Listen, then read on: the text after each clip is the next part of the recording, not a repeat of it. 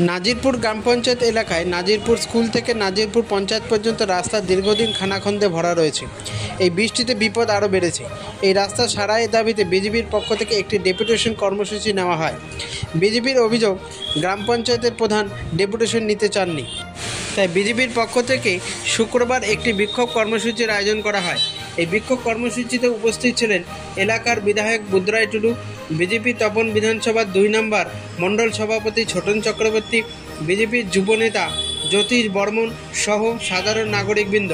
এই বিক্ষোভ থেকে বিজেপির নেতারা হুঁশিয়ারি দেন, আগামী দিনে এই রাস্তায় সারাই না হলে বৃহত্তর আন্দোলন গড়ে তুলবেন তারা। তপন বিধানসভার বিধায়ক বুদ্রাই টুডু অভিযোগ করেন, এই রাস্তাটির 2 ধারে আগে অনেক গাছ ছিল, ধীরে ধীরে সেই গাছের সংখ্যা কমে যাচ্ছে। তৃণমূলের লোকরা এই গাছগুলো কেটে চুরি করে বিক্রি করে দিচ্ছে।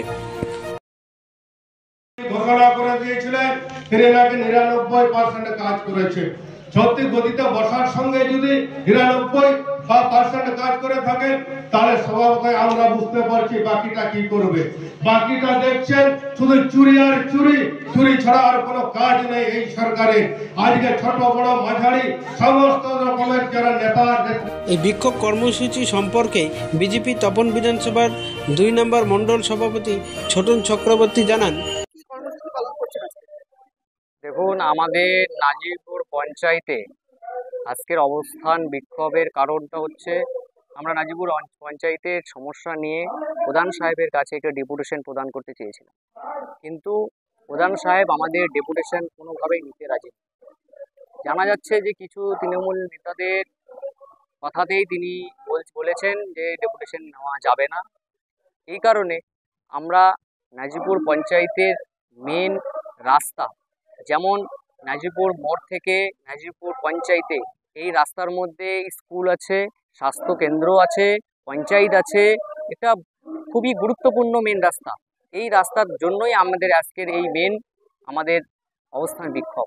এছাড়াও আমাদের নির্বাচিত জনপ্রতিনিধি যে সমস্ত আছে তাদেরকে কাজের সমবন্টন না করা, তাদেরকে সহযোগিতা না করা, সমস্ত বিষয় নিয়েই আমাদের প্রতিটা নাজিরপুর পঞ্চায়েতের প্রত্যেকটা বুথের সমস্যা নিয়ে আজকে আমাদের এই অবস্থান বিক্ষোভে করতে বাধ্য হয়েছি। কারণ আমরা চাই যেন যাদের প্রত্যেকটা বর্ষার সামনে নেমে এসেছে, প্রত্যেকটা রাস্তা যেন খুব তাড়াতাড়ি সারাই করা হয়, এটাই আমাদের মেন দাবি, এবং পঞ্চায়েতে কাজকর্ম যেন সঠিকভাবে সমবন্টন করা। ধন্যবাদ। আপনার নাম? আমার নাম ছোটন চক্রবর্তী, জেডপুর 2 তপন 2 মণ্ডলের সভাপতি। দাদা, আজকে কি কর্মসূচি পালন করলেন? দেখুন, আজকে আপনারা দেখছেন এখন আমরা নাজিরপুর অঞ্চল অফিসের সামনে আছি। আমরা সুষ্ঠু